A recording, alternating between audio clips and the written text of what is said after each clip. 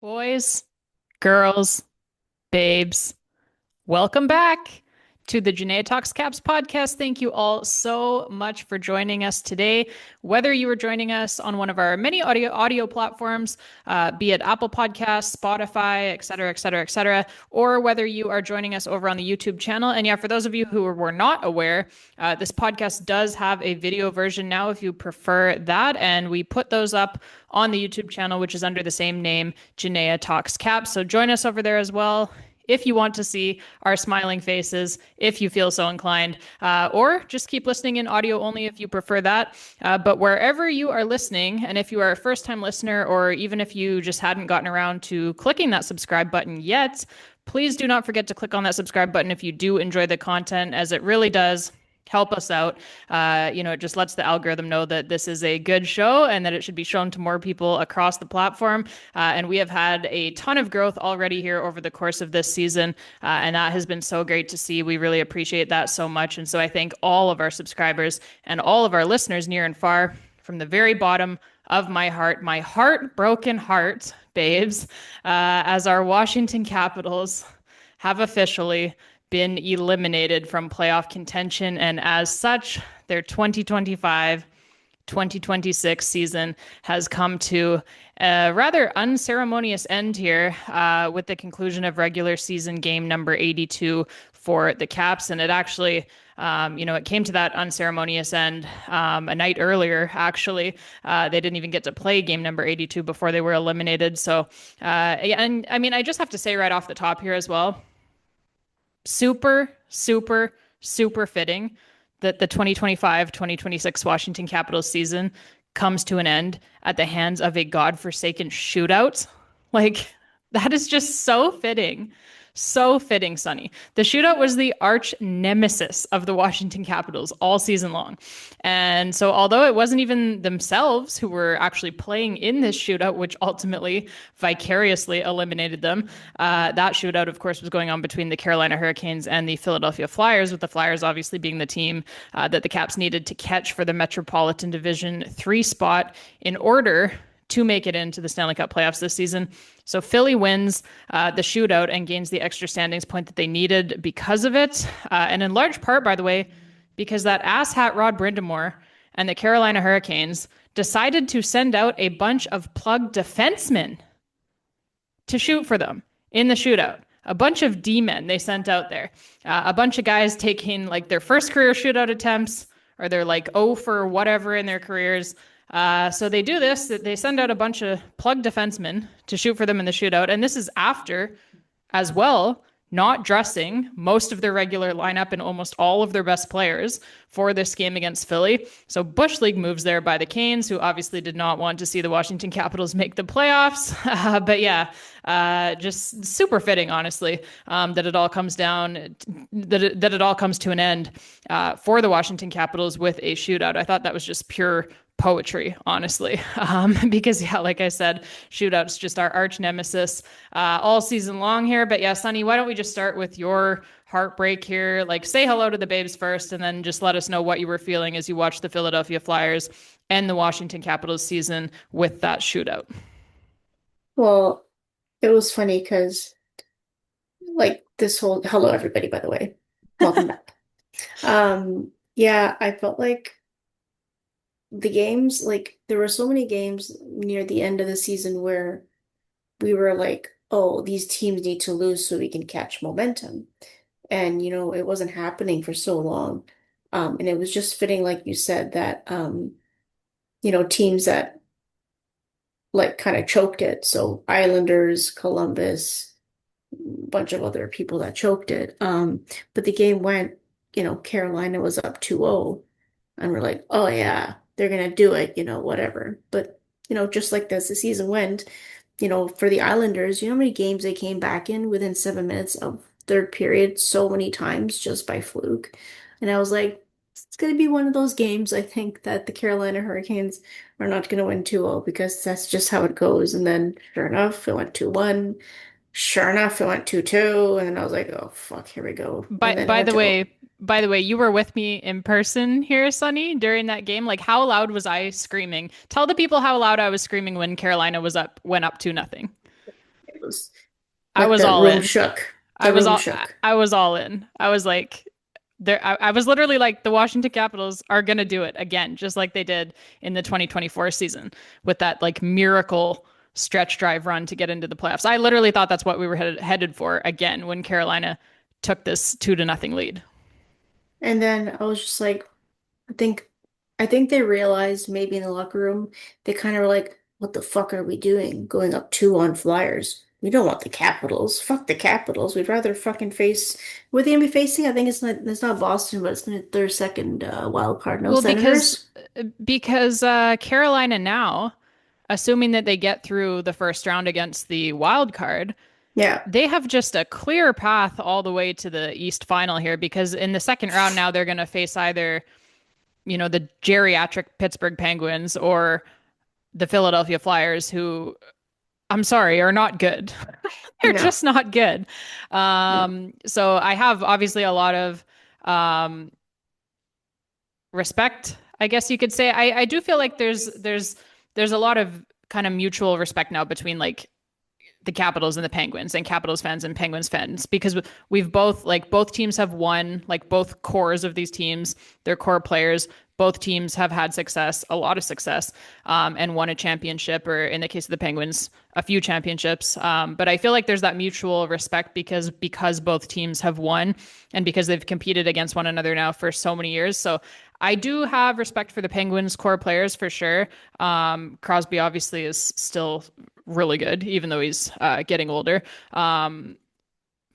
God, I just hate saying that out loud, though, even as I say it. But no, but not to. I'm not coming on here to toot the horn of the Pittsburgh Penguins. Obviously, I'm just saying that I do have respect for their core players at this point. Like as we're like 20 years and 21 years into this to this rivalry here, and I think that mutual respect was very evident over the Washington Capitals last few games here when Alex Ovechkin goes into Pittsburgh and into their arena for what we thought could potentially be the last time, right? The Penguins fans as well, showing him a ton of respect, Hmm. just respect for the rivalry, right? Because both teams have competed so hard against one another for the last 2 decades here now, and even prior to that as well. So a lot of mutual respect there. I have a lot of respect for the Penguins core, but they are like a geriatric bunch. Like their underlying numbers for the most part this season are not good. Like they've kind of fluked their way to where they are a little bit, right? I think even Penguins fans agree with that. A lot of their underlying numbers are not very strong, right? Um, and then the Philadelphia Flyers, Flyers are even worse. the Flyers are just not good. I'm sorry, they're not. And so for the Carolina Hurricanes here now, like assuming that they can get through the wild card, like to get through that first round, they're looking at a second round where like they've got just a clear path here now to the East final. So I think, I do think the Penguins will be much more of a problem oh than yeah, Flyers. I don't think Penguins will bend over backwards, but I think Crosby, kind of like Ovechkin, like if they have a final shot to get a cup, Crosby's just not gonna allow the Hurricanes to make their way to the Eastern Conference final. I mean, to the Stanley Cup final. So yeah, I don't think they'd be hoping to face the Flyers, not the Penguins, is my opinion. So yeah, I think the Penguins are a much tougher out than the Flyers for yeah, sure. Just because of like the kind of the the aura of team, their star players. the Yeah, team on like the ice, actually skating around, not the guy that's in the net, because God forbid, Stuart Skinner. Stu Skinner. Holy fuck! I keep forgetting that Stu Skinner is a Penguin now. I keep completely forgetting that. Like you're Yeah, gonna win. You're gonna win with Sheloff and Skinner. Those are your two goalies. good Holy luck to shit. you. We already knew the last 2 years Skinner couldn't do it. It'd actually be so funny for me if that was the case, considering Oilers couldn't do it the last 2 years with Skinner in net. But it would be so funny if worst case scenario it If did the Oilers happen. trade Stu Skinner and then he goes like all the way to the final again. It's like I guess I wasn't the problem, guys.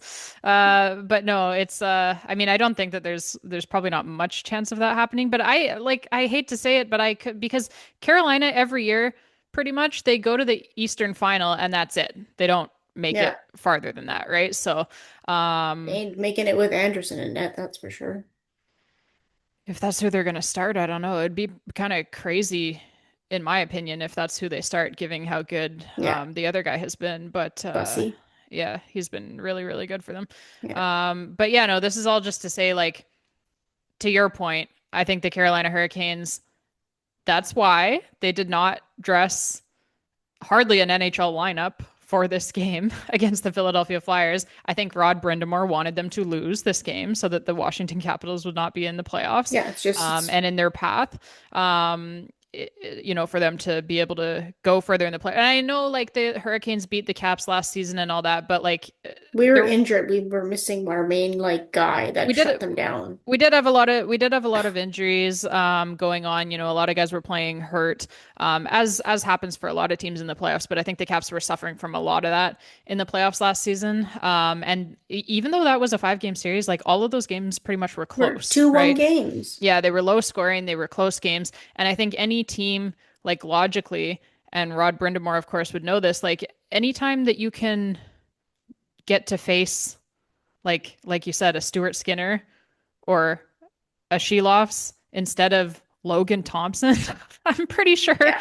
I'm pretty sure that nobody in the Eastern Conference wanted to see Logan Thompson make it into the playoffs. Yeah. So let's just leave that there. So yeah, I think they didn't dress hardly an NHL lineup for this game. The Carolina Hurricanes did not. And then you saw in the shootout just how much Rod Brind'Amour did not want to win this game because, like I said, he sends out a bunch of plug defensemen for the shootout. So here we are. Yeah, I mean this podcast episode here is obviously in lieu of any CPR video for that game number 82 played by the Washington Capitals, as we just figured, like, let's just let everyone digest this one for a few days, digest the Washington Capitals season coming to an end, and then let's reconvene for the podcast and let everyone air their grievances with this season in kind of the immediate aftermath of the season, right? And you guys can do that as well by leaving us your comments down below if you are watching this over on the YouTube channel. And by the way, like if you are an audio only listener, I mean, to each their own, people like to consume their content in different formats. And we certainly do appreciate every listen and every download that we get from our wonderful fans, no matter which platform you are listening on.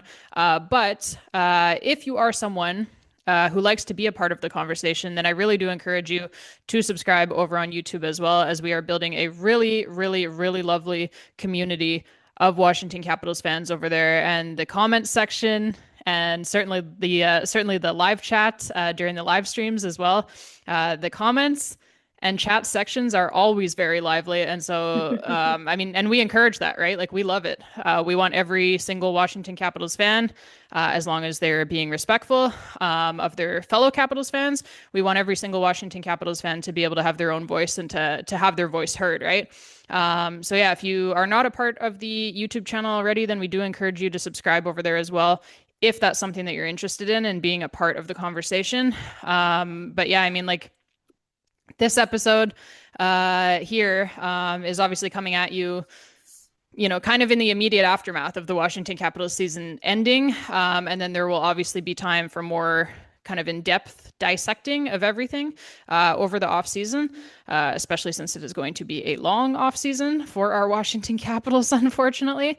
But yeah, I mean, as well, like with game number 82, like we just figured no CPR video was really necessary because the Capitals, like I said, had already been eliminated before they even got to play game 82. And so we knew that it was not exactly going to be an important or even a real game, really, right? Unless, of course, that turns out to be Alexander Ovechkin's last game in the National Hockey League, at which point in time, if that does come to fruition, in that case, then I will obviously be making appropriate content for that occasion, because that would deserve something way more unique and way more special than just a regular CPR video that we do like 82 times a year, right?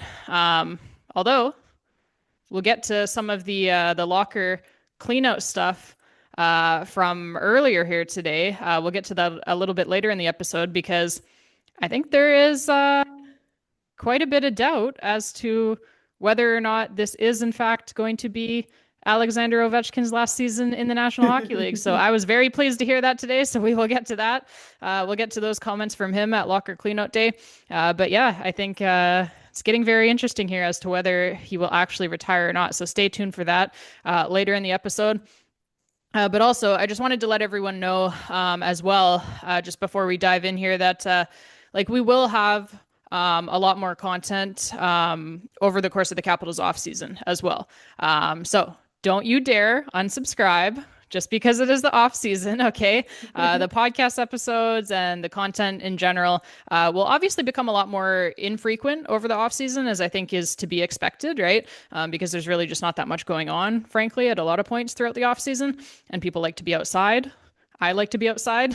um, but yeah, I mean, you can expect to see us here and there, I guess is what I'm trying to say, at different points throughout the off season. So keep those notifications on for sure, or even just check in from time to time if you do want a bit of a dose of Washington Capitals hockey content throughout the summer months. Then we are going to be here for you. And we are even thinking about possibly doing a live stream or two throughout the Stanley Cup playoffs as well, if there are any games that are of particular interest to us. And you know, since the live streams have been such a fan favorite here on the YouTube channel, that would just be for fun, of course. And obviously, it would be, unfortunately, games between two non-Washington Capitals teams, as there will not be any Washington Capitals playoff games this season. But it'll still be lots of fun if you love hockey, I promise. So yeah, just stay subscribed. And yeah, just keep checking in with us over the off season, because I did just want to let you all know that there will be some content coming for you throughout the off season, just obviously not nearly as much as we do throughout the season. So, Sunny, there's kind of like what I wanted to dive into here today for, like I said, kind of our immediate aftermath reaction here to the Washington Capitals season ending. There's kind of three different things that I wanted to touch on here today. And so, number one, so like they end up missing the playoffs by 3 points, right? And so when we look back on this season, I think there's a few really obvious things that really stand out as the reasons why they have missed. And I mean like really, really, really obvious things that hopefully should be easy to fix heading into next season. And so I just wanted to take a look at what I think those things are, and then you being Sunny, and those of you in the comment section as well, you can tell me whether you guys agree with me or not, or if you are seeing something different.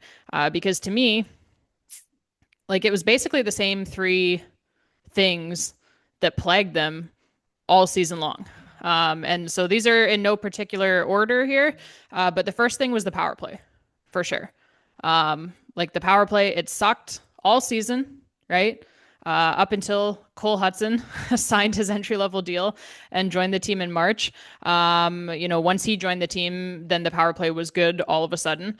But before that, for basically like 5-6 months there, it was a tire fire. It was garbage. And it cost them a ton of standings points. They were one of the very best 5-on-5 teams in the entire National Hockey League all season long. Yet here they are on the outside of the Stanley Cup playoff bubble looking in. That alone should tell you how bad the power play was. You know, to be one of the best 5-on-5 teams in the league and still not make the playoffs, that is very hard to do. Do you know what I mean? Like that is not an easy thing to do, to be as good of a team as the Washington Capitals have been and are at 5-on-5, and to still miss the Stanley Cup playoffs. And then the second thing that did them in my opinion, was that they lost just like an unconscionable amount of standings points because of how pathetic they were in shootouts. Not you, LT, not you. You're perfect. Oh Okay. my God, no way. Yeah, no, not you, LT. You know, your teammates never score a goal in the shootout. That's not your fault. But yeah, like the shooters in those instances, pathetic, right? And that has been the case, by the way, for 2 straight seasons now. So like to me, the time for excuses regarding shootout woes is like long, long, long past at this point. You know, the excuses should have ran out after last season when they also could not win a shootout to save their own lives. So something needs to be fixed there. They need to figure it out. You certainly cannot go into next season and lose this many standings points because of shootouts. Like you have to at least get it to where you're like 50-50, right? 50-50, yeah. Yeah. And I'm going to give you a chance to respond to all these, by the way. I'm just running through my three things. And then the third thing, again, in my opinion, which plagued them all season, and I think this is a pretty obvious one, was injuries, right? Which is obviously no one's fault. That's just kind of something that you can't really control and that you hope is not an issue, or at least not as much of an issue next season. And now there's obviously other things too, but like in my opinion, those three things were the ones that plagued them pretty much all season long, cost them a lot of standings points. And like I said, hopefully should be pretty easy to correct heading into next season, right? Like, I mean, if you correct even one of those things, Sunny, then you were easily a playoff team, Yeah. I mean, right? look how many points, 3 points you said, right?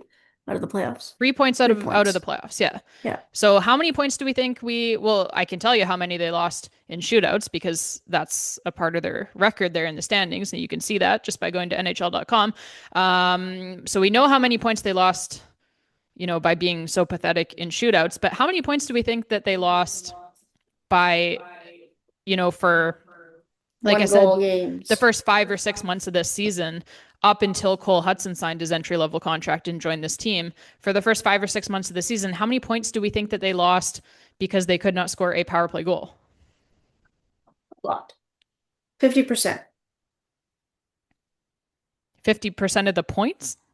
That's a No, pretty. no, no. No, I'm saying that like out of all the chances they had for power plays, like I don't know how many power plays they had in the season, but I'm like saying 50-50. Like, if they had scored one, like there were so many games where Like, you we mean only, all those games that they lost by only one goal? They yeah, probably well could keep have in won 50, mind, they probably could have won 50% of those games if they yeah, had scored a power play yes. goal. Okay, I get what you're saying. Yeah. Because first of all, we never get more than, okay, there's maybe I could put on my hand how many games we've had more than one power play, like maybe 5 games in the whole fucking year. Okay. Yeah, There's we maybe don't get been a lot. two where we got like 5 power plays. Very, very, very seldom. But keep in mind, Caps only usually get maximum 2 to 3 power plays in a game. Three is even more ridiculous. Two is like max usually, typically for us. And that's only because the refs decide to give us a fluky, stupid one at the end of the period. So it's like cut in half, or, half of a power play when a team is already on a 5-on-4. So it becomes 4-on-4. Oh, you get a power play. So, I mean, so yeah, if you had scored on one of those, you'd probably be in the third in the Metro or at least a wild card for Yeah, I sure. mean, they're 3 points out of a playoff spot, and I just feel like the amount of games that they lost by a single goal, like they Yeah. had so many, most of their losses were by one goal. Yeah. And most of those one goal losses were in games where they did not score a power play goal and Yeah. the other team did, right? So they were essentially winning these games at 5-on-5, which we can see reflected in their 5-on-5 statistics, right? And they were losing the special teams battle, and that was costing them a lot of standings points by losing a bunch of games by a single goal. So, I mean, a really crazy stat that I saw the other day was that the Washington Capitals, their goal differential this season, right? They're plus 19, Sunny, and they miss the Stanley Cup playoffs. So the stat that I had seen was that that goal differential of plus 19 for like the last, I can't remember the exact number of years, but it was like the last decade or something like that. That essentially they are the best team by goal differential to not make the Stanley Cup playoffs in the last like decade plus. The previous best team by goal differential to not make the Stanley Cup playoffs was the Vegas Golden Knights, and I believe it said 2022. Hmm. They were plus 18. And so Oh, the wow. Caps now they pass that by a goal. So they're plus 19. They don't make the playoffs. They are the best team by goal differential to not make the Stanley Cup playoffs in the last like several years of the National Hockey League. So yeah, I mean that's kind of what I'm talking about, right? Like with the power play, it's like they won all of these games pretty much at 5-on-5, and then they would lose the special teams battle and lose the game by a single goal, and they don't get any points in that game. Like even if you had been able to get a power play goal and at least get it to overtime, you get a point, right? They end up missing the playoffs by 3 points. So Yeah. I guess all of this is just to say, like these three things here, like the power play, the shootout performances, right? And then injuries, of course. These three things hopefully should be all, pretty easily correctable heading into next season. Injuries, of course, like you can never control that, but you hope that you'll be healthier next season. They had a ton of Yeah. injuries this season and a ton of really key injuries. So you hope that that will not be the case next season. But yeah, the shootouts need to be corrected for sure. They need to figure out what the fuck they're doing there. It's been 2 straight seasons now, like I said, of just terrible, terrible, terrible performance in the shootouts. And then the power play, it has to be fixed, which I think we can all agree it kind of, since Cole Hudson joined the team, it kind of looks like it is fixed. So you know, maybe that's a good sign heading into next season. I still think Kirk Muller's got to go though. I don't think that his job should get saved for the performance or the non-performance that he Hmm. had this year. As the coach who runs that power play, I do not think that his job should get saved just because Cole Hudson comes in and saves it. But yeah, I mean, I still think that Kirk Muller has got to go, but I do think that the power play, ever since Cole Hudson signed his entry level contract and joined the team, the power play was way, way better, way, way better. So yeah, I mean, you fix those three things, and like I said, like they're quite literally the best team by goal differential to not make the Stanley Cup playoffs. They lost a ton of 1 goal games. Their numbers at 5-on-5 are fantastic. So this is a very good team for the most part, right? And so I think you just correct those three things. And like, by the way, I don't want that part of it. The fact that they are a very good team for the most part, I don't want that part of it to get lost here just because they kind of had the season from hell, right? Like in which everything that could possibly go wrong did indeed go wrong. Like this is a very good team. You look at their regulation wins, you look at their goal differential, like I said, you look at their numbers at 5-on-5, like I said, compared to the rest of these playoff teams, right? I mean, this is a really good team. And Tom Wilson said it today at Locker Cleanout Day. Like he said, the reason why this is kind of hurting them so much and why they're so upset with themselves for not making the Stanley Cup playoffs is because they look around the league at the other teams who are in the Stanley Cup playoffs and they feel like they're a much better Much better team, team. yeah, than a lot of these teams, and they feel and they know and they've seen it because they've done it here in recent weeks. They know that they can beat a lot of these teams, and so they're very frustrated with themselves for not picking up those 3 extra standings points in whatever way that they possibly could. Because yeah, I mean, Tom Wilson said it, right? Like it's a very good team. They just need, like I said, a few minor tweaks, and they also need for not absolutely everything to go wrong next season. That would help too. Like maybe we aren't one of the league leaders in posts and crossbars next season. That would help a lot with all of those 1 goal losses as well. So stuff like that. Like there's been some things that they could not control for sure.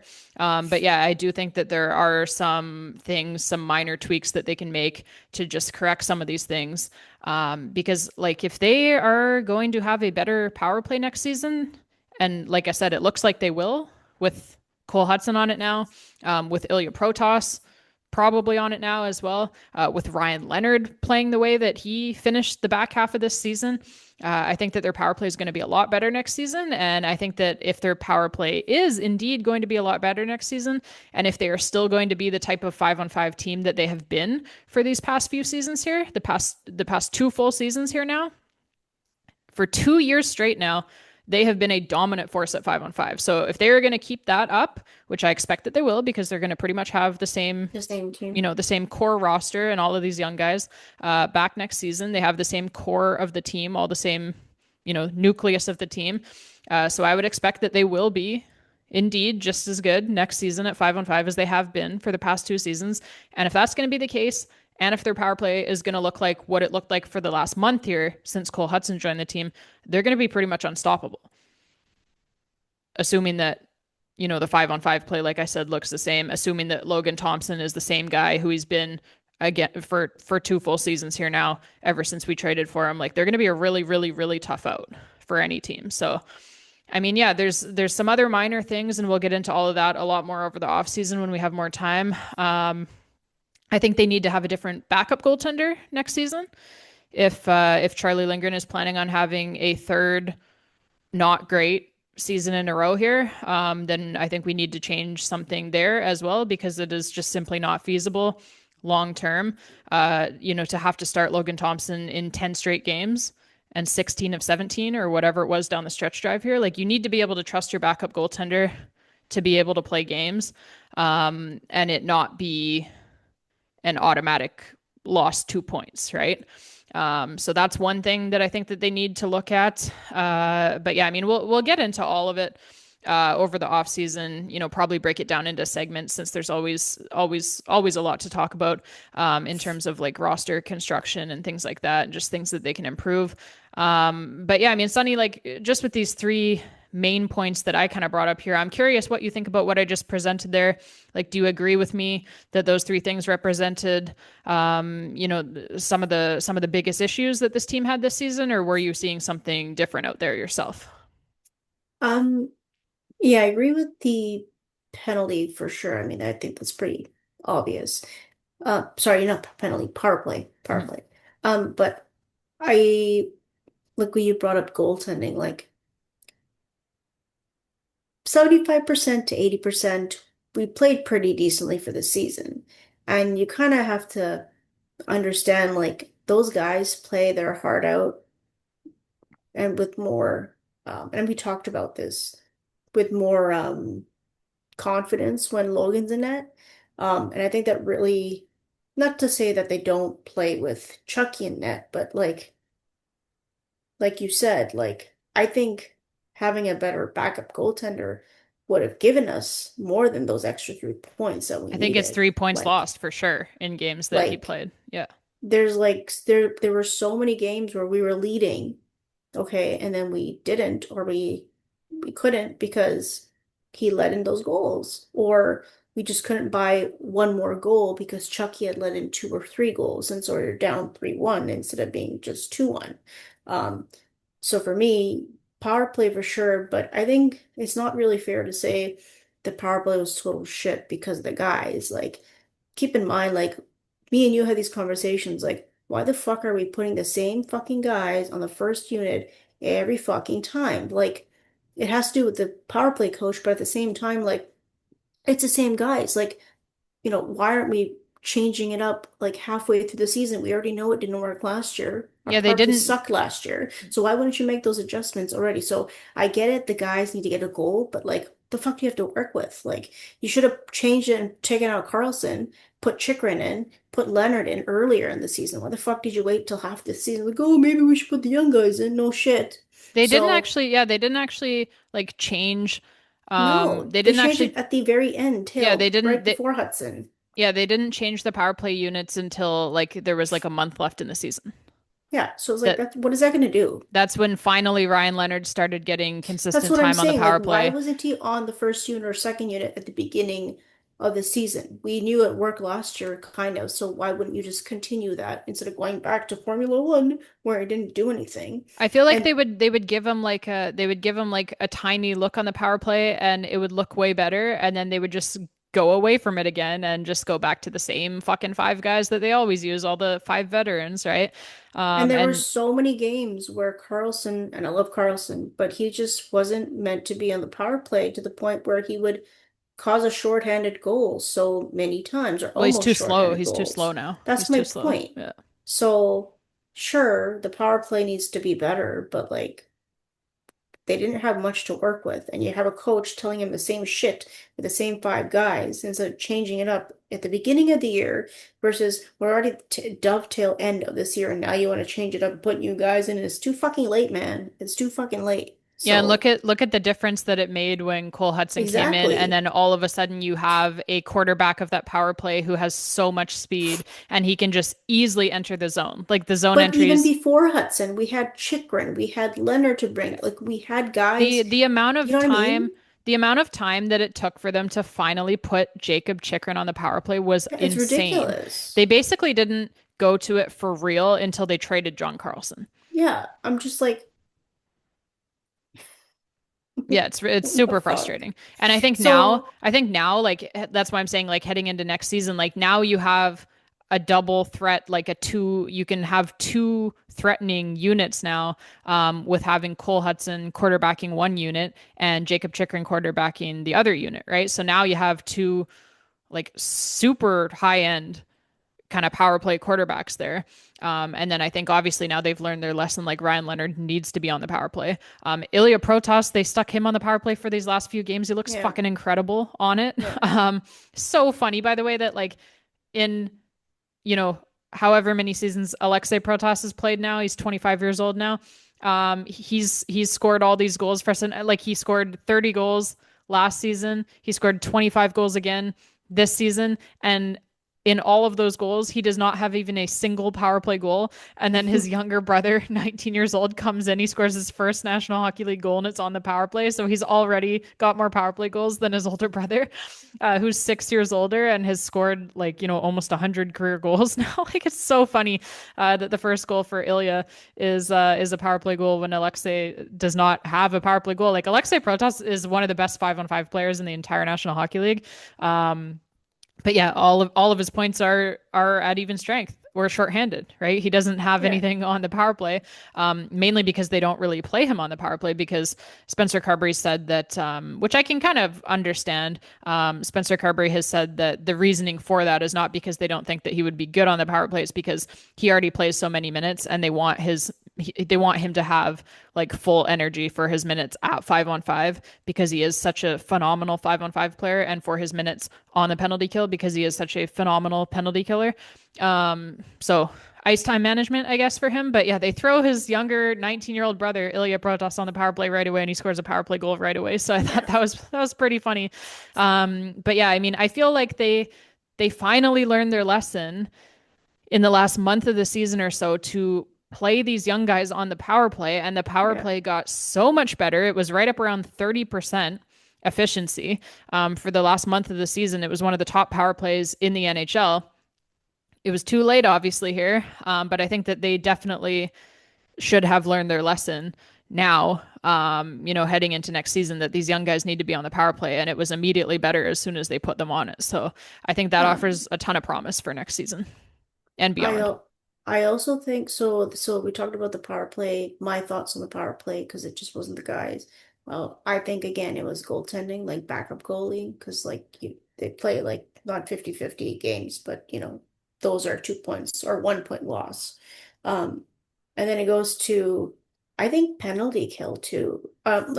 Sorry, I actually have 4 points, so I'll come back. So I'll finish with the penalty kill. So with the penalty kill, our penalty kill was pretty, I don't know what our percentage was, but I remember we were struggling like no tomorrow for a penalty kill.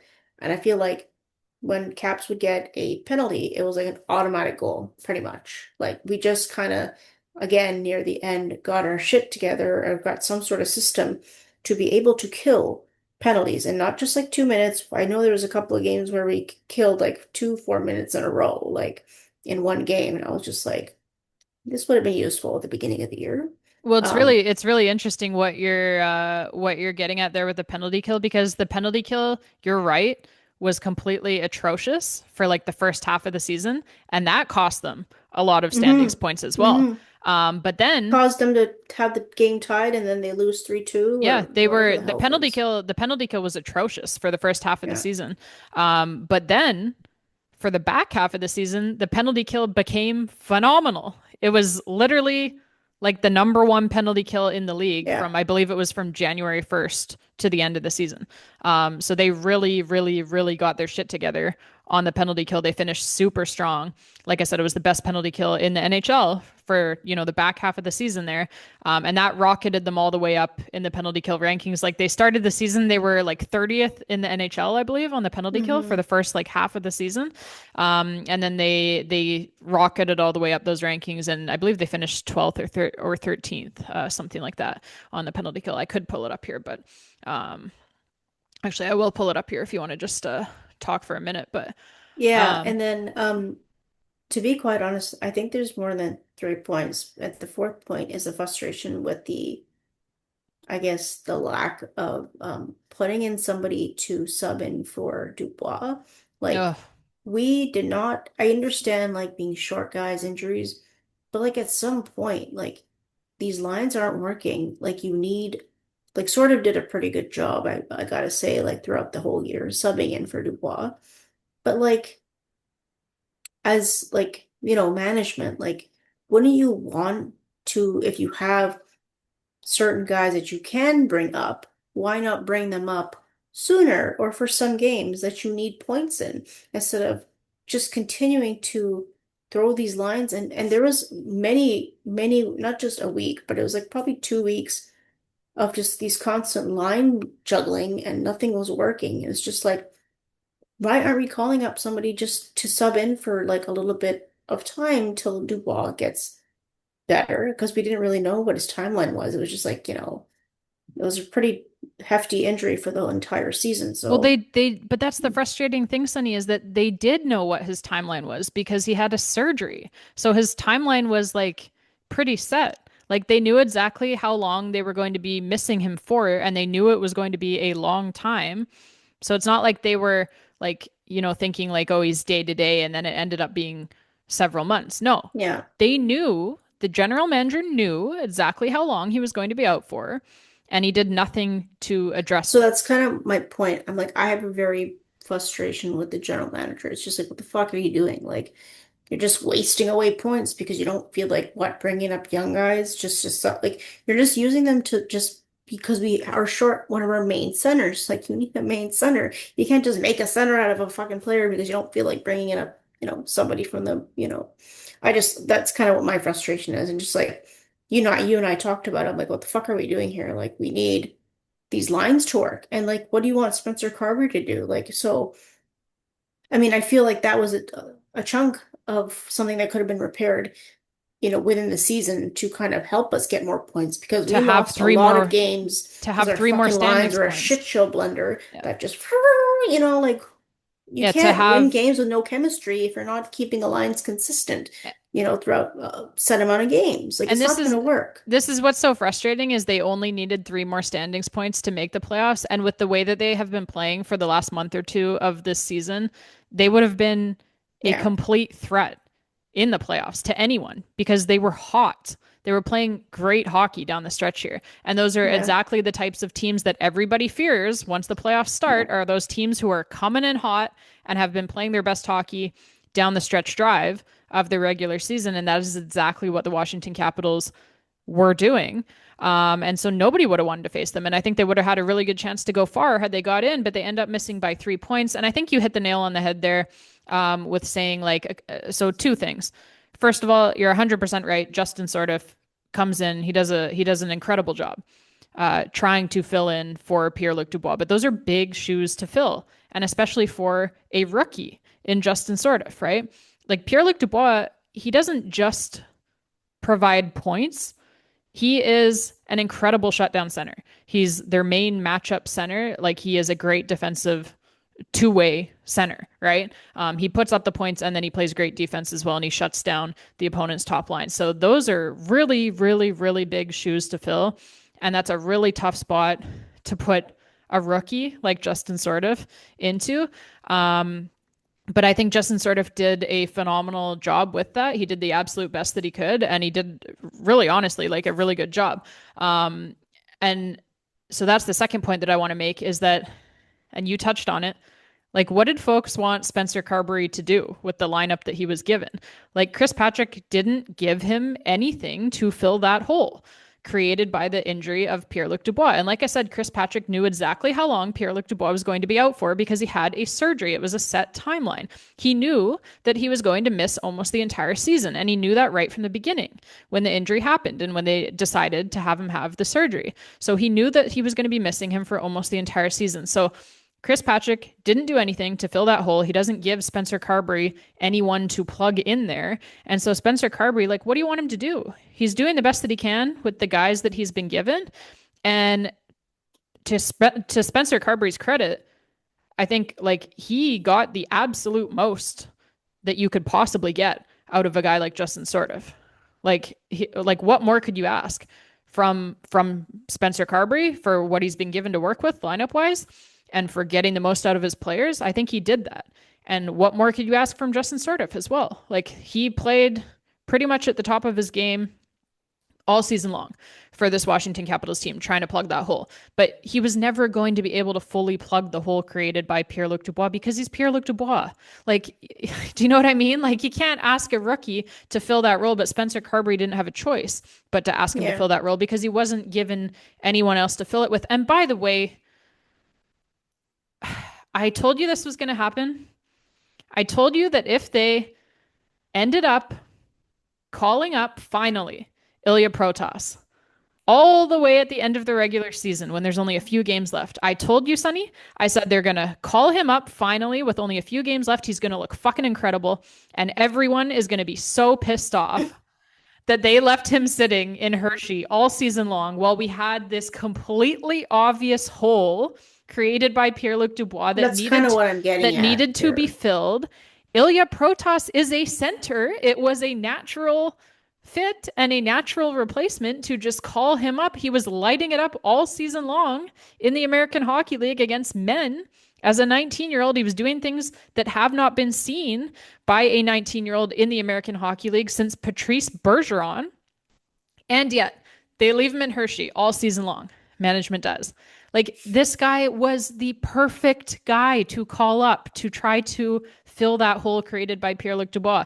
They never tried it until there's 4 fucking games left in the season. Yeah, that's kind of what I'm getting at. I'm just like, I'm getting exasperated all over again now. Like, and it's just, also the point, um, I don't know what the percentage of games of where we went to overtime, but the lack of urgency of trying to just win a game versus fucking playing, oh, we're just gonna, lay it back and like what is the gameplay here in overtime? Is the every team gameplay does just that to though. fucking dick around with the puck and pass to each other and then fucking like not shoot the puck? Like I don't understand. Like there is no urgency in our OT play. That's the problem here. There's never been any urgency in our OT play. And why are If you have we some urgency, there'd be no fucking shootout and we would have gotten at least a fucking point. Well, and So this is why, and you know, because you watch so many games with me in person, like this is why I was always yelling in overtime. I'm like, why the fuck are we like just why do we have Trevor dicking Ringside around? Like, starting fucking why are we of all teams just like dicking around, skating around in circles in overtime, waiting to go to a shootout? Why are we of all teams yeah. waiting to go to a shootout? We Yeah. cannot win a shootout to save our lives. Like we of all teams should have the absolute most urgency to try to end the Yeah. game in overtime. And So, the guys that are put on, I'm just like, what are we doing well, here? Are we wanting to they would sit back or like, all season long up until the trade deadline, they would start Nick Dowd for every overtime. And I'm like, what the fuck are we doing here? Like, I understand that you want to win the faceoff because you want possession, but Nick Dowd has not even been good at faceoffs for a few seasons now. He's not even close to being your best faceoff guy. Dylan Strome is your best faceoff guy. And by the way, Dylan Strome can also score a goal, unlike Nick Dowd. So why, like, I love Nick Dowd, don't get me wrong, but he's your fourth line center. That's not who you start in overtime when he hasn't even been winning faceoffs all season. And so they would put him out there to start every overtime period, Sonny, and he would lose every I opening see, I faceoff of remember. overtime. He would lose every opening faceoff of overtime. We would never start with puck possession. And just the sheer lack of confidence because our confidence, there's spikes of confidence, right? There were spikes of confidence when we got Leonard. There were spikes of confidence clearly when we got Hudson. And we had and then pretty much, and then our confidence was at the beginning of the year. Then we got injuries. Dubois went. Then we had a spurt of, some lines that were kind of staying consistent. Then we got like, shot in the foot. Leonard got injured. Then we got shot in the foot and Wilson got injured. Then we got shot in the foot and sort of got injured. It's just like, so it's just like, I'm just like, It felt like every time that there was some sort of momentum. yeah, some sort of Like I said, momentum, chemistry being built amongst lines. yeah, Like it seemed like it felt like all season long, every time a new line combination got put together and started working, then somebody on that line would get injured and they'd be out, and Yeah. then you'd have to jumble it all up again. It Yeah. just kind of felt like it was an ongoing thing all season. Like, yeah, Pierre-Luc Dubois went out with injury pretty much almost right from the beginning of the season. Like, I think he had played Yeah. like 4 or 5 games at the time Mhm. that he went on long-term injured reserve. Tom Wilson injured, Alexei Protas Leonard, sort injured, of. Justin Sordoff injured, Ryan Leonard misses a month with injury. Um, that one, funny enough, was the one that killed them when Ryan Leonard got injured. Yeah. Yeah. He Um, was on a like a tear. the team was on a tear and he was on a tear Yeah. personally. And yeah, he was providing just a massive spark to the team. But even Um, just now, at the end of the season, had we gotten those 3 points, Sandine, one of our main demon, injured. So it's just like, can't buy. and yeah, Sandine, so I was reading the stuff and watching the stuff from He's gonna Locker need Cleanout Day surgery, I today. think, no? I don't think they know yet, not at the time of recording of this episode, but Mm, Sandine said he was still waiting for his final test results. yeah. So they're not sure yet if he does need surgery or not. They're not sure like the severity of the injury, but he did say that he feels like, regardless, it's probably going to be a pretty long rehab process over the Yeah. summer. And then Pierre-Luc Dubois, by the way, has a broken hand.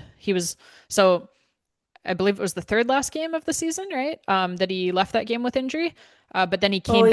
back, remember? But then he came back and played the next game because we were still fighting for a playoff spot. So he actually came back and played that last game that he played against the Pittsburgh Penguins with a broken hand. He played that game with a broken hand, But Austin Matthews can't come on the ice with a with a little tummy ache. Yeah. pinky Got a sore. hangnail. Or like Mean Girls, I'm sick. I'm Can't sick. play. Can't play. Okay, moving on here.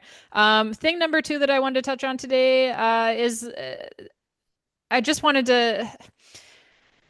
I feel like a lot of people in the mainstream media are going to try and frame this season as a quote unquote failure by this Caps team. And I Well, definitely, clearly they know what the fuck they're talking about. yeah, I definitely If wanted to get the anything, it's the other trajectory. well, I wouldn't go that far, but no, I just feel like, yeah, the mainstream media is going to try and frame this season as a failure by this Caps team. And I did definitely want to get the jump on that and push back on that because, like, if you look at it logically and rationally, I mean, like, just go take a quick look at the standings, folks. And I mean, when I say the standings, I mean the entire league overall standings. Sort it by total points, sort it by wins, sort it by regulation wins, sort it however the fuck you want. There is a lot to be frustrated about as a Washington Capitals fan right now when you look at these standings. And it seems like this kind of happens to one unlucky team every single year now, it seems. And I guess this year it is just the Washington Capitals' turn. But I mean, yeah, every single season in this stupid Gary Bettman galaxy brain format, there seems to always be one poor bastard of a team that is a really good team who just gets left out of the playoffs because of geography. And I mean, like the Washington Capitals, Sunny, would be the Pacific Division champions this season. For fuck's sake. Like they would lead the Pacific Division, literally. And yet they're not going to be in the Stanley Cup playoffs. While three worse teams than them in these top three in the Pacific Division, the Vegas Golden Knights, the Edmonton Oilers, the Anaheim Ducks, God forbid, the Los Angeles Kings are even going to be in there again. Yeah. All of these teams are worse and have fewer standings points than the Washington Capitals this season. And yet, all four of them are getting a ticket to the big dance for no reason other than Then their geography. geography. Yeah, like I said, for no reason other than that they're on the West Coast or at least in the Western Conference. I've been to Edmonton. You can never confuse that town with a coastal town, that's for sure. But yeah, I mean, like this is what you get with this stupid divisional format that Gary Bettman was so excited about and told everyone that it was going to be just so great. You get the Edmonton Oilers with a first round bye against the Los Angeles Kings for 4 years in a row or whatever the hell it was. It's terrible. Like it's a terrible product to watch. No one wants to watch it. And the playoff ratings over these last couple of seasons prove that. No one wants to watch this. And I get it. Like, I get that this format made some sense to Gary Bettman when like Alex Ovechkin and Sidney Crosby were in their prime years, and he obviously wanted the Caps and the Caps and the Penguins going head to head in the playoffs every single year. I understand why you would want that. And you know what? It worked. They faced each other a lot. They faced each other 3 years in a row at one point in the playoffs, and it was awesome. Like, it was awesome. The winner of all three of those series went on to win the Stanley Cup. 2016, 2017, 2018. You can include the 2009 series between them too, and then it is all four times that they met in the playoffs. The winner of that series goes on to win the cup. So it was insane. It was incredible hockey. It was incredible theater, and it's over now. And it's been over for several years. Could have been Like, this year too. well, like Pittsburgh, I'm saying it's over because like Pittsburgh had not even made the playoffs in a few Yeah, I years know. up until this season. So like it's over, bro. It's over. It's been over. And no one wants to watch Connor McDavid versus the Los Angeles Kings every single year. Like, that is not the same thing. It's time to change this ridiculous format. It's not doing at this point what they had hoped that it would do, which is to create rivalries, right? That was the idea behind the divisional format. And like I said, it made a lot of sense when Alex Ovechkin and Sidney Crosby were in their prime years. It worked in that case. But who is the rival for Connor McDavid? Who's the rival? Who's the rival for Nathan McKinnon? You're going to have this year, you're going to have Colorado and either Dallas or Minnesota. Knocked out. Well, you're going to have two of those three teams Yeah. out after the first two rounds. Those are, you could argue that those are the three best teams in the league this season. And two out of three of them are going to be gone after the second round. And I have a hard time feeling sympathy for any team in that scenario because Yeah. we were kind of the kings of that, right? Us and the Pittsburgh Penguins. Like, the Washington Capitals and the Pittsburgh Penguins, they met every year in the second round. And like I said, whoever would win that series would go on to win the Stanley Cup every single time. That second round series between the Washington Capitals and the Pittsburgh Penguins, that was the Stanley Cup final every year. And everybody knew it. And so I have a hard time having sympathy for any team in these scenarios because I feel like we got the short end of that stick more than anyone, for sure, over the years. But at this point, like, it's people are literally tuning out of the Stanley Cup playoffs because of this format. So, and like, by the way, it's also time to change the point system.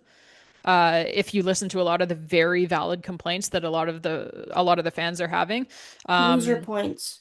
yeah, I mean, like, we're like, because fans know, right? Like, fans are not stupid. We look at this, we see these teams that, basically try to play like boring 0-0 tie hockey all season long in order to try to go to overtime as many times as possible across the course of 82 games, and it is boring. And these teams are being rewarded for being excruciatingly boring hockey teams. And I personally think that the league needs to reward regulation wins more. I don't really care how they do it, but it has become glaringly obvious at this point that regulation wins being the first tiebreaker in tie-breaking scenarios is not nearly enough of a deterrent to stop these teams from playing this boring brand of hockey where they're just playing for overtime Like every New single York night. Islanders. And the New York Islanders, Holy the fuck. Philadelphia Flyers, holy shit. So yeah, I Maple mean, like, Leafs. maybe if you Boston. well, the Leafs are just out to lunch, but so maybe you go to a 3-2-1 point system, right? That rewards teams more for winning in regulation. I think that could work. But again, like, I don't know how you do it, and like I said, I don't really care how you do it. I don't really care how they solve it. That is not my job to figure that out. I'm not paid for that. But as a fan who loves the game and who wants to see the best teams in the Stanley Cup playoffs every single year, they have got to do something about this, Sunny, because this has gotten out of hand at this point. And like I said, when you look at the TV ratings for the playoffs the last couple of seasons, people are literally tuning out. So they have to fix this. And I mean, like, the Pittsburgh Penguins, we just alluded to, Like they are in the playoffs with all of those loser points, right? The Washington Capitals have two more total wins than the Pittsburgh Penguins this Yeah. season and three more regulation wins than them. And yet we are 3 points behind them in the standings and out of the playoffs because of loser points. Um, Philadelphia is in the playoffs with only 27 regulation Like wins. who is even on their team? No, You but know, but listen like to what I'm saying, Sonny. 27 regulation wins. Washington has 37 regulation wins. that's so fucked up. We won 10 more games in regulation than those fuckers, and yet those shootout merchants get to go just shit all over themselves trying to play playoff hockey. Like it is a joke. It's a joke. And if you think Philly is bad for like milking the overtime and shootout Yeah. points, take a gander at Los Angeles and their Yeah, I regulation wins know. column. The Los Angeles Kings have 22 regulation wins through 81 games played Wow. right now at the time that we're recording this here. They're going to the playoffs with 22 regulation wins because nothing says I deserve the playoffs more than 22 regulation wins in 81 games played, right? Juggernaut, absolute juggernaut, Los Angeles Kings. And they've really made the most of their time in the playoffs these last few years here, too. Nope. First round exit. They totally deserve to be there. Awesome team. Um, no, I know a lot of this probably just sounds like saltiness because we're out and these teams are in, but like it's on when you actually like look at the numbers like that and you actually lay it all out in front of yourself, it is ridiculous the system that we have here and that is determining who is in the playoffs and who is not.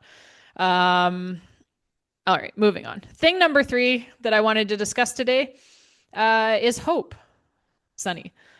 Hope for the future with all of these young kids. I wanted to end on a positive note here because I think obviously like there can be a ton of frustration, when your team misses the Stanley Cup playoffs, and especially when you were projected to be a pretty good team, and you are a pretty good team, as the Washington Capitals are. But I think that like at least from what I'm seeing, like the overwhelming kind of vibe, I guess, from Washington Capitals fans right now is hope.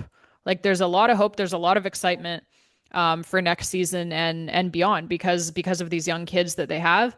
So I don't know if you wanted to just say something about what you saw from like I'm thinking primarily of like obviously Ryan Leonard, who I mean just looks incredible. To be honest with you, yeah, I mean 20-goal season already as a rookie in this league, and he missed a month of games, right? So even with missing a month due to injury, he still hits the 20-goal mark in his rookie season. That's awesome. Cole Hudson, obviously, like the kid looks like he could win the Norris Trophy next season. Like he's that good. Think you will. He's played like a dozen games in the National Hockey League. He's basically a point per game defenseman already at 19 years old. Yeah, he's incredible. And then Ilya Protas, obviously, like he comes up for these last few games here, and he just looks like one of the best players in the league already. Like I said, that's why it's so frustrating and so infuriating that he was left in Hershey all season long while we had this glaringly obvious hole left by Pierre-Luc Dubois at center.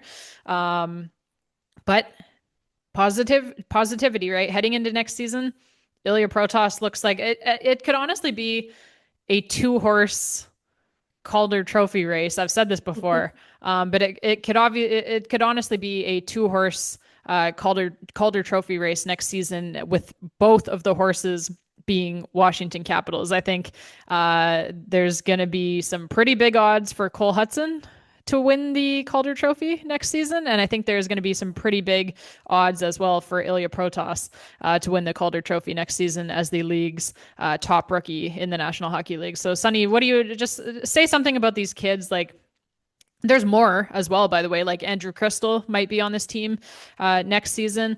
Miroshnichenko, Ivan Miroshnichenko, I thought had a really, really nice finish Yeah. to this season here for the Caps. When they finally actually played him, put him in the lineup, right? He was another one of those guys who was left in Hershey pretty much all season, and then when he was called up, they didn't put him in the lineup. So, but yeah, the games that he played in here at the end of the season, he looked good, right? So yeah, I mean, just speak on kind of these young kids and just what you've seen from the guys who we've seen so far, and what are you excited about for next season? Um, so kind of like so when I first started watching the Caps, I remember like we were so fast and we were able to move the puck so well with like, our 5'4" guys like, Backstrom Oshie, Carlson Ovi, Wilson. And so with these new guys and like throughout the years, like, our team has changed and, we did get a bit slower and older and then we now are much faster and younger. And you can see the development and like the system. Like you can see that we are now going back to having that system implemented because we now have those guys on the team where we had like we didn't have the young guys for a couple of years now where we didn't kind of have them to play the system that the Caps are used to playing, which is fast forecheck hockey.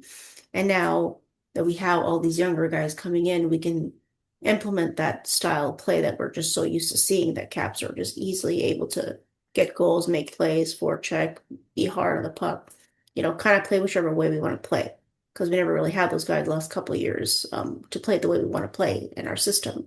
Back when we did like when we won the cup or around those years. So I feel like we're finally seeing the transition of Caps hockey that we're used to seeing, that we were used to seeing like, 10 years ago.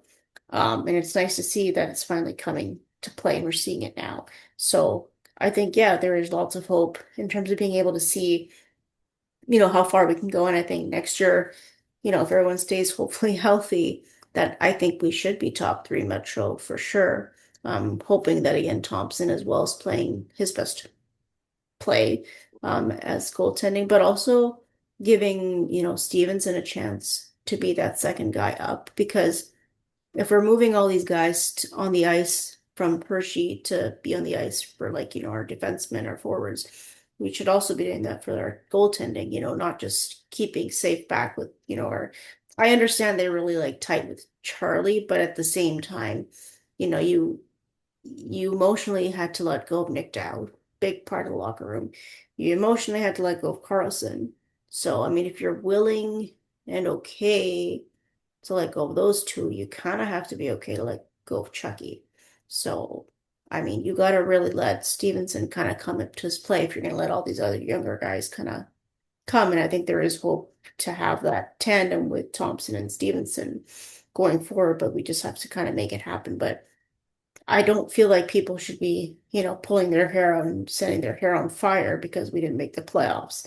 I feel like there's a lot to be hopeful for. So, yeah, it's pretty shitty, but like I don't feel as like it's heartbreaking, but it's also not heartbreaking because it's just like, well, we got like we got screwed because like you said, the system. But like at the same time, I know my team is much better than all the other, like, but as you mentioned, many teams that are in the playoffs, i.e. in the Pacific Division, like, even in the actually, if you saw the games that we played against several of the teams that are in the playoffs right now, so like aside from like Philly and Pittsburgh, like I'm talking about Carolina Hurricanes, like the years that we faced Carolina, like we were kind of like sort of like getting older, like but also we had guys that were kind of like leaving or going to get traded or just like, and we also had really bad goaltending and shitty coaching. Like, so we're at a point where The we Todd could, Reardon years. yeah, like what do you want us to do with that? Like, so I feel like Carolina got the easy end of the stick having to face us when we were in sort of our kind of like remolding aspect. Now we got a really awesome coach. We have these You're new talking about in players. 2019, like when they faced them the Yeah, first time. Yeah. yeah. Yeah. So, yeah, we faced them last year, but like you mentioned, we had injuries. So, like Carolina had a full, if I remember correctly, a full healthy team.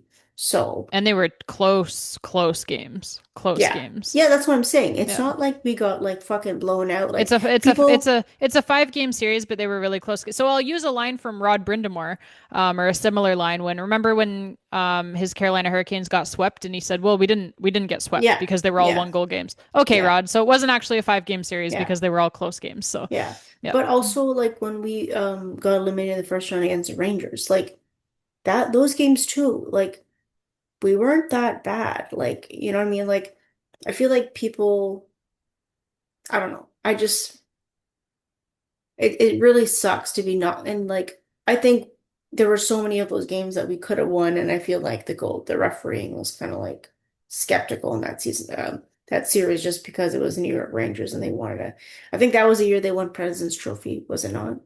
That Yeah, year and that we we faced like them? squeaked into the playoffs on the last day of the season with our Yeah, minus 37 goal yeah. differential. And So, that was that series where, yeah, the Rangers kept like drilling our defensemen from behind, like literally yeah. from behind into the And getting boards, no injuring people, calls, and but then then no they'd call, get and like then their no fucking no penalties. call, and then they would get the puck and score off of it. Yeah. That was that I'm just series, yeah. like, so sure, you know, they won against us. I mean, yeah, they're President's Trophy winners and we were minus 37 goal differential, but like if you They were watch the those were actual close games games, too. Yeah, some of that's what they I'm were close saying. games. Yeah. They were close games. Yeah. So you can't really say and be like, whoa, the Caps suck and we had a shitty team. No, no, we didn't. Look at the games. Like look at the actual Well, games. and it Like just goes so to show that like it doesn't matter if you're a President's Trophy winner or if you're a minus exactly. 37 goal differential, anything can happen in the playoffs, and that's why you want to get in, right? And so I think that's where like that's why I'm like I'm I'm actually content. Like I don't feel heartbroken. I feel heartbroken if this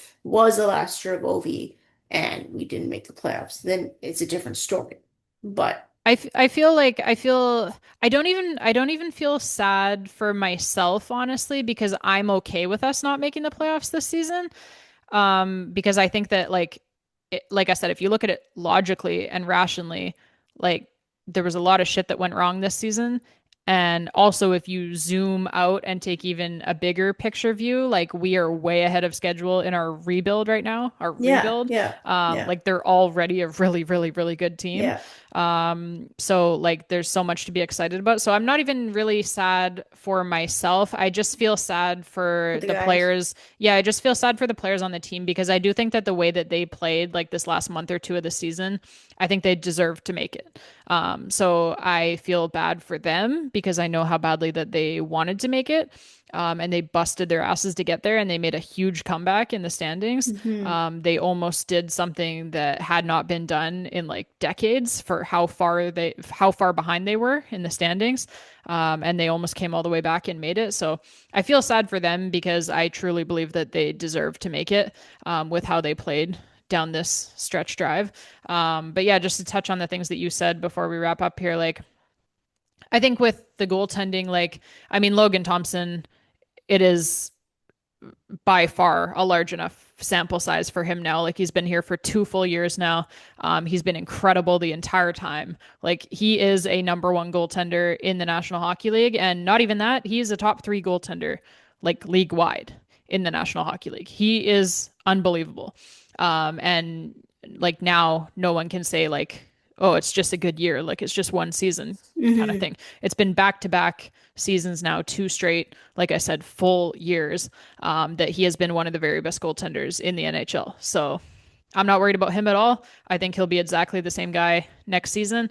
But Clay Stevenson, like you said, I think, and I've said this on the podcast many times already and throughout the season, I think it's time, like, you got to give this guy a chance. You got to give this kid a real opportunity here. I think he's earned that. I think he's put in the time with the Hershey Bears here now. I think that the times that they have called him up to play like a few games here or there, he's looked really good. He actually got some massive wins for us this season when we had some injuries to our goaltending and we needed points in the standings. And Clay Stevenson came up and he won a couple of really big games for us. He played the last game of the season here and he looked really, really good again. So I think that he has, like, every time that you've called him up, he's looked really good and he's been good pretty much the entire time in Hershey. And I just think he deserves a real opportunity here, and he's right at that age where like it's kind of time to give him that opportunity. And I think that he's a more than capable backup for Logan Thompson. And I do think that he's going to give you better numbers at this point Yeah. and a better chance to win than Charlie Lindgren. So And I think Chucky's old too now too. yeah, Like he's he's he's I love Charlie Lindgren. I've said this 100 times. I think he's an amazing guy in the locker room, off the ice, in the community, in the DMV area, right? Like he's just a great, great, great guy, and I understand that all of the guys in the locker room love him. But I'm sure that they'll love Clay Stevenson too when he's there, right? Like Yeah. it's a really tight locker room. They all seem to get along really, really well. And you can't base decisions like for trying to make the team better on the ice. You can't base those decisions just on what's happening in the locker room, right? It has to be a balance. So if Charlie Lindgren is beloved in the locker room, but he's not really giving you good games on the ice Yeah. anymore, it's time to move on, right? So yeah, I think that's a good point that you made. I do think it's time to give Clay Stevenson a shot for sure, a real shot. I think that like what you said about the young guys is bang on. Like I think that this team uh certainly like for the last month or two here of this season, and when they called up when they signed Cole Hudson to his entry level contract, when they called up Ilya Protas, Ryan Leonard coming back healthy from his injury, like I just think that we see now what this team like we're starting to see what this team is going to look like with all of these guys here, and it's just super super super exciting because they are Yeah. so fast. They're so creative, they're so capable offensively, they're so much fun to watch, and they're getting the job done. Like these kids, like they played really really well Yeah. down this stretch drive here in all of these must win games that we needed 2 points every single night, and these young kids showed up, and they were kind of like, in a way, the primary driving factors to us getting those standings points, right? Points. Obviously, Alex Ovechkin had a huge hand in that as well. He played very well down the stretch, even at 40 years old.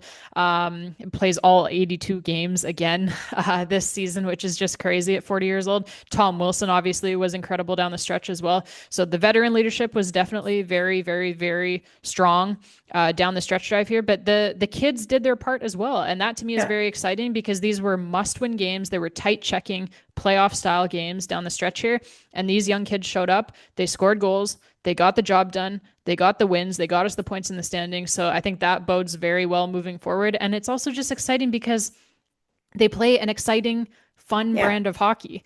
It's Yeah. fast. It's creative. It's lots of goals. It's fun, right?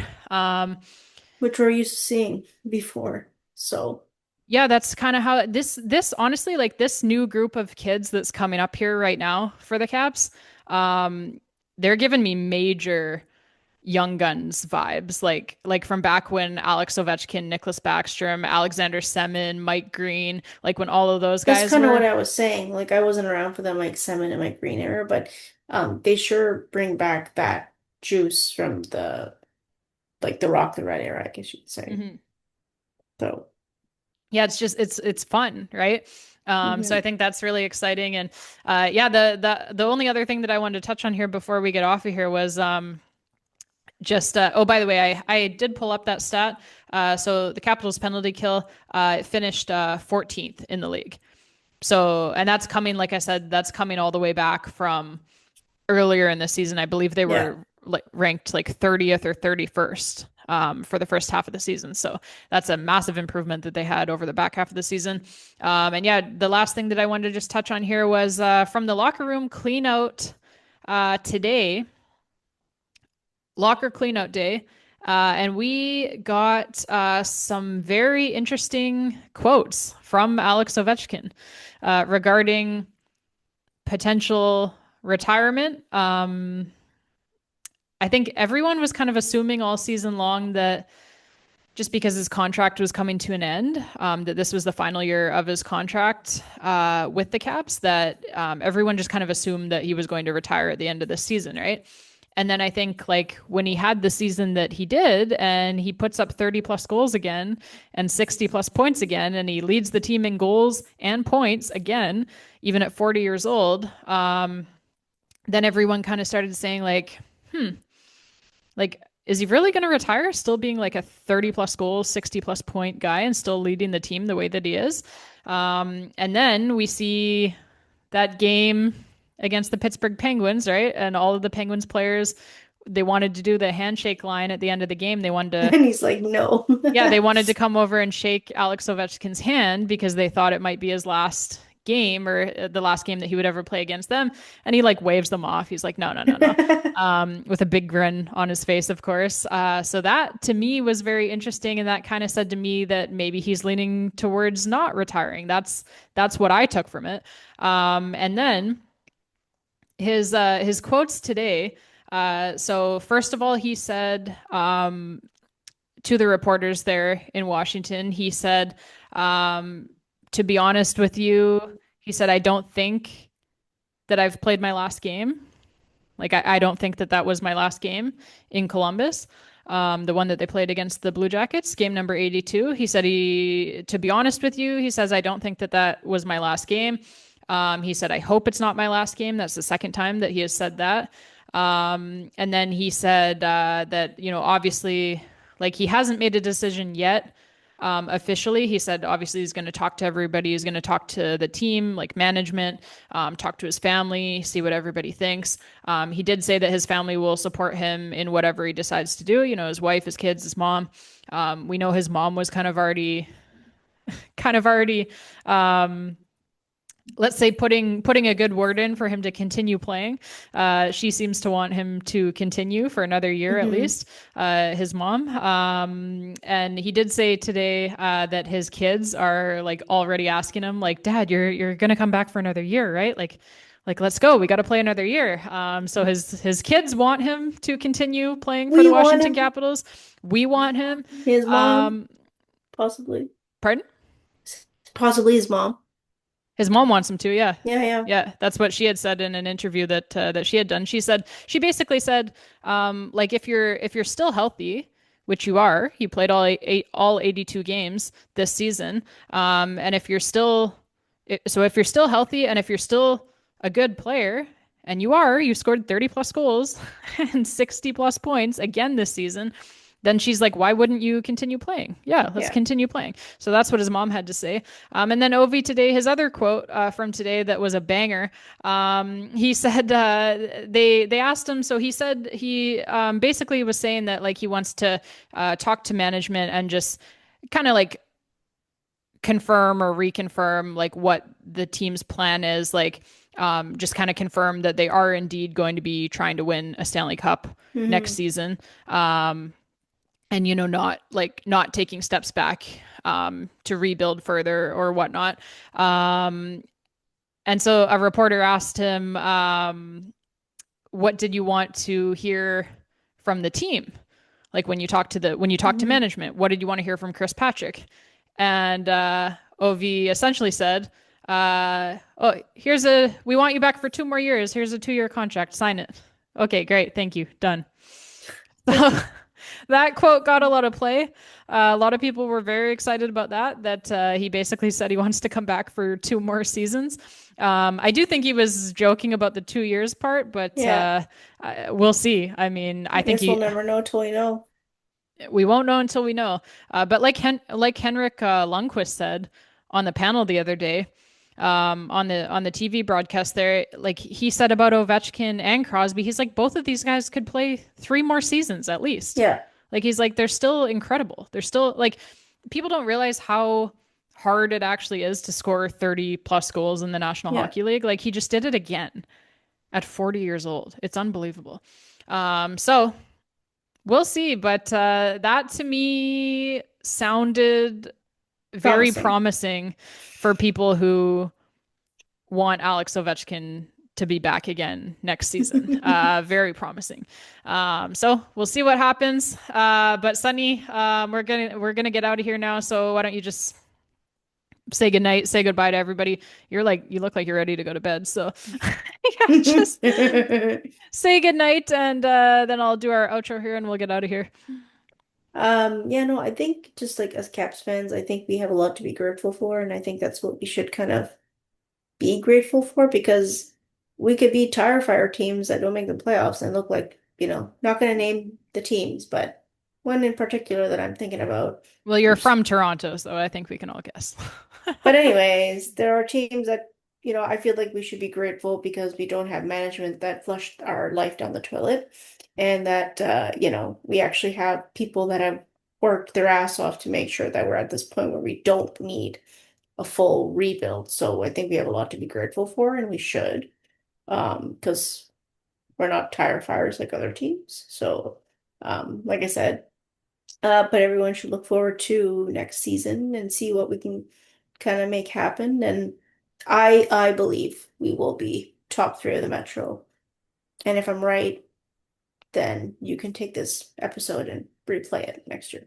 That's my prediction. Just like I'm gonna create a short out of me in my preseason before When the you season said, in my preseason, before the season had even started, yeah, season preview episode, I said the Toronto Maple Leafs would miss the playoffs this season for the first time in a decade in their yeah. first season without Mitch Marner. And boy, was I right, Sonny. And Boy, you was were I also right. right. And you were also right many, many, many, many, many, many, many, many, many years ago when you said Ovi's going to break the record. Just gotta lay it out there, everybody. If you haven't looked at her Facebook yet, I told her so many times, you gotta post that post because you were the only one, and now everyone's on the bandwagon.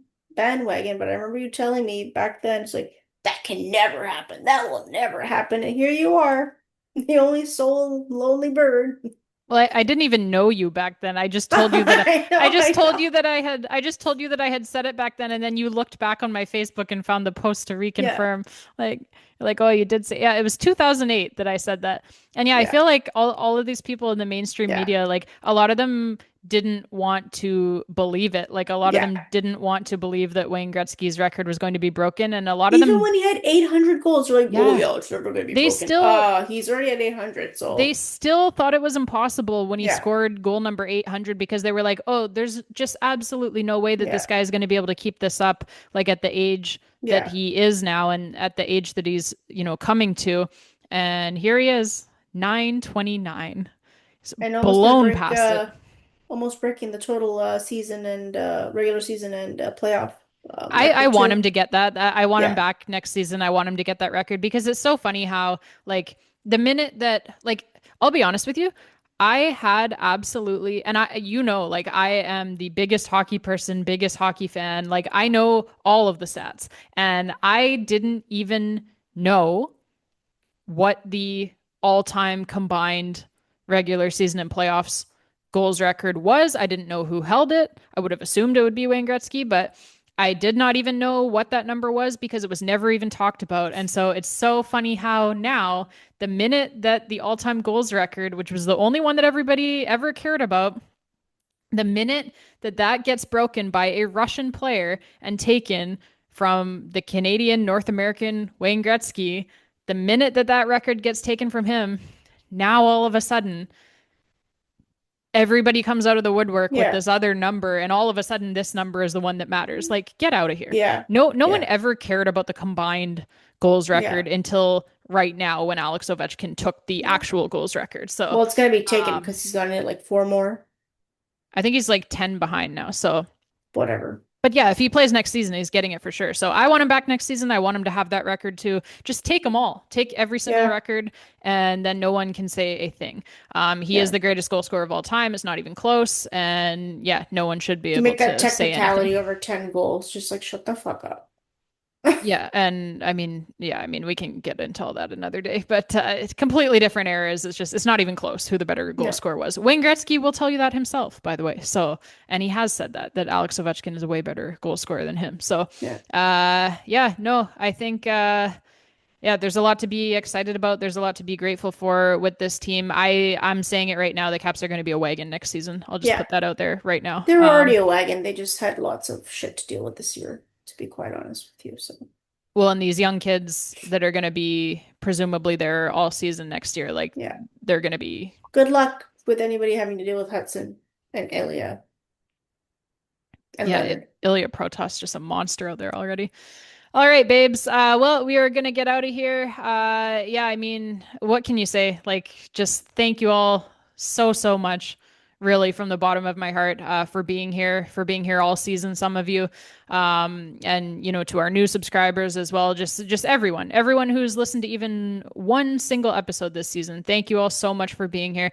Thank you, of course, to all of our our regular listeners, our like really engaged longtime subscribers who, like I said, there's many of you who have been here all season or pretty much all season. So we really, really appreciate you folks. And like I said, we appreciate every single person who listens to even one episode. So yeah, just from the bottom of my heart, thank you all so much for being here. We really, really appreciate the support. It's been a really fun season. It'll probably be a really fun off season as well. Like I said, we'll have some content coming up in the off season, and I'm assuming that it's going to be a really, really, really fun season next season with all of these young kids Yeah. coming up and getting into the lineup. So, yeah, babes, thank you so much. For now, this is Jenaya Talks Caps signing off, and until next time, babes. And as always, let's go, Caps.